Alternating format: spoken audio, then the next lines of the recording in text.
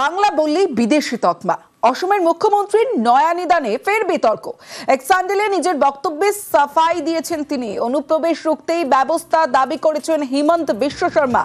হিমন্তকে পাল্টা কটাক্ষ জয়প্রকাশ মজুমদারের।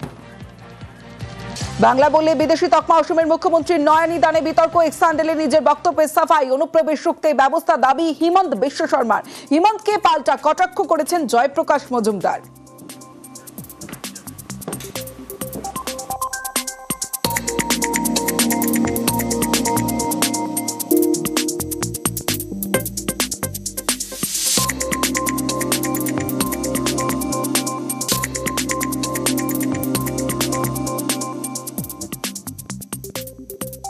আসামটাকে ছারখার করে দিয়েছেন এনআরসির নামে। কেউ সুখে নেই। নিজে তো একটা সংবিধানের শপথ নিয়েছেন মুখ্যমন্ত্রী। তিনি কি করে বলছেন যারা বাংলা ভাষা বলে তারাই হচ্ছে বাংলাদেশি? এত বড় উক্তি করলেন কি করে? তার তো জেল হওয়া উচিত ভারতের ঐক্য নষ্ট করার জন্য। অবৈধ অনুপ্রবেশকারী যদি হয় তাহলে সীমান্ত কে পাহারা দিচ্ছে? তার তো গিয়ে অমিত শাহকে নালিশ করা উচিত। ভারতবর্ষকে ঐক্য এবং অখণ্ডতা নষ্ট করার জন্য এরাই যথেষ্ট। মেয়াদ উত্তীর্ণ ওষুধে লাইসেন্স বাতিল। পাইকারি ওষুধের দোকানে ড্রাগ লাইসেন্স বাতিল। বাঘা যতীন স্টেশন রোডের এজেন্সির লাইসেন্সে কোপ। মেয়াদ উত্তীর্ণ ওষুধ বিক্রির অভিযোগে এবার এজেন্সির বিরুদ্ধে, তাই লাইসেন্স বাতিল করা হলো। আরো বিস্তারিত বলবে অভিজিৎ চন্দ্র, রয়েছে আমার সঙ্গে। অভিজিৎ, অবশ্যই অত্যন্ত গুরুতর অভিযোগ।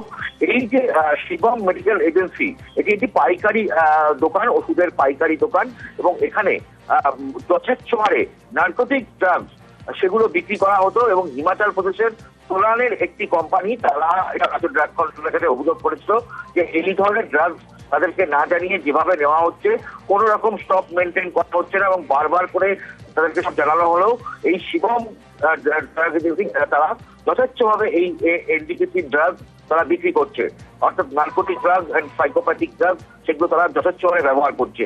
এবং একই সঙ্গে তারা মেয়াদ উত্তীর্ণ এক্সপায়ার্ড ড্রাগ, সেগুলো যে কোম্পানির কাছে যেগুলো ফেরত পাঠাতে হয় সেগুলো কোনো রকম ভাবে ফেরত পাঠাচ্ছে না।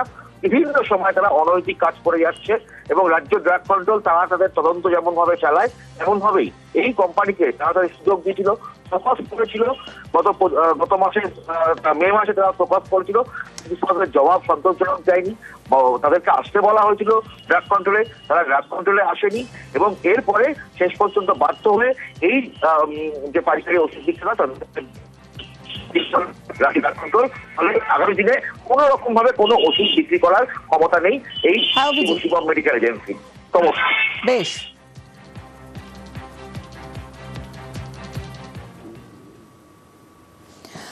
বাহাতে বোন টিউমার। আলিপুরদুয়ার জেলা হাসপাতালে সেই টিউমারের জটিল অপারেশন সফল। সরকারি হাসপাতালে চিকিৎসায় এখন সুস্থ বছর 60-এর কৃষক। অন্যদিকে কোচবিহার মেডিকেলে চালু হলো 15 বেডের ডায়ালিসিস চিকিৎসা পরিষেবা।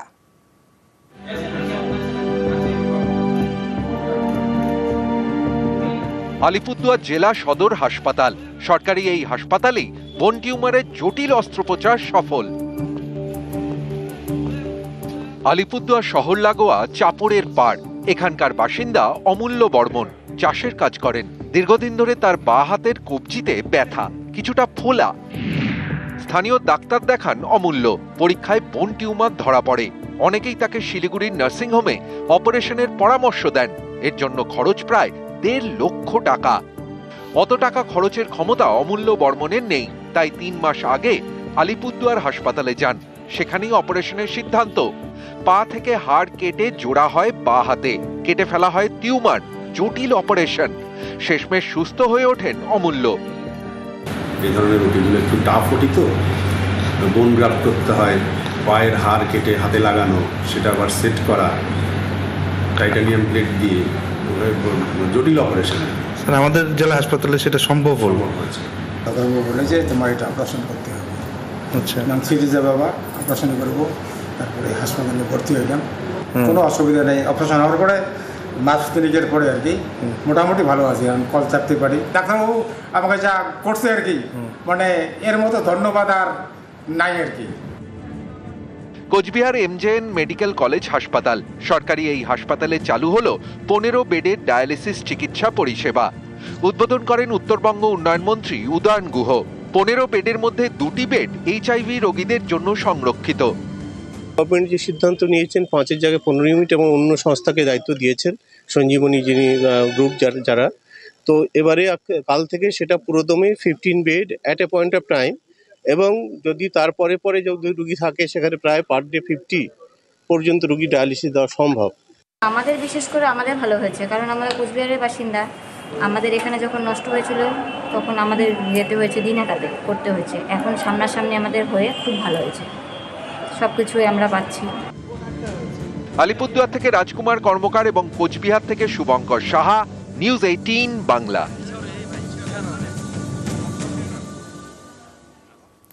এবার এক অন্য প্রধানের গল্প দেখাবো আপনাদের। পঞ্চায়েত প্রধান হয়েও মাঠে চাষের কাজ করেন। প্রতিদিন সকালে সাইকেল নিয়ে বেরিয়ে পড়েন, পাড়ায় পাড়ায় ঘোরেন, বাসিন্দাদের সমস্যার কথা শোনেন, সমাধানের চেষ্টা করেন। এই প্রধান কাজ দিয়ে বলে দেন, দুর্নীতির পাঁক দূরে থাক। পঞ্চায়েতের প্রধান, অনেকেই বলেন প্রধান মানেই সেই এলাকার শেষ কথা। বেল্লায় বাড়ি, দামি গাড়ি, আঙুল ফুলে কলা গাছ। এক একজনের বিরুদ্ধে ভুরি ভুরি দুর্নীতির অভিযোগ। এ তো বহু বছরের চেনা ছবি।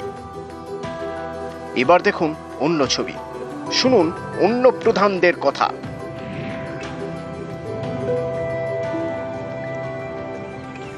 পরেশচন্দ্র বর্মন কোচবিহারের মাথাভাঙা 1 নম্বর ব্লকের জোরপাটকি গ্রাম পঞ্চায়েতের তৃণমূল প্রধান। পেট চালাতে মাঠে চাষের কাজ করেন।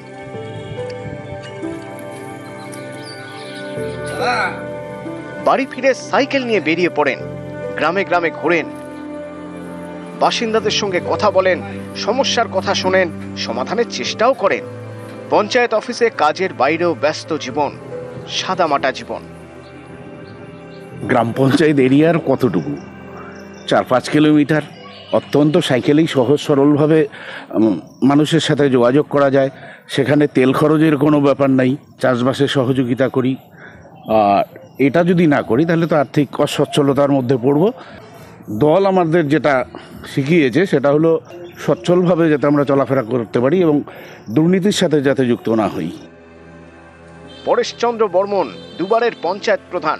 স্থানীয়দের দাবি, তারপরেও পরেশচন্দ্র জীবনযাত্রায় এতটুকু পরিবর্তন হয়নি, শুধু বেড়েছে ব্যস্ততা।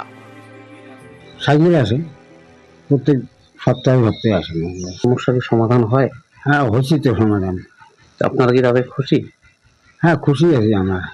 এই যে ঘরটার পেয়েছি, সে সপ্তাহে সপ্তাহে আসে, তাহলে তুমি বুঝতে পারেন আপনারা খুশি, তাই তো?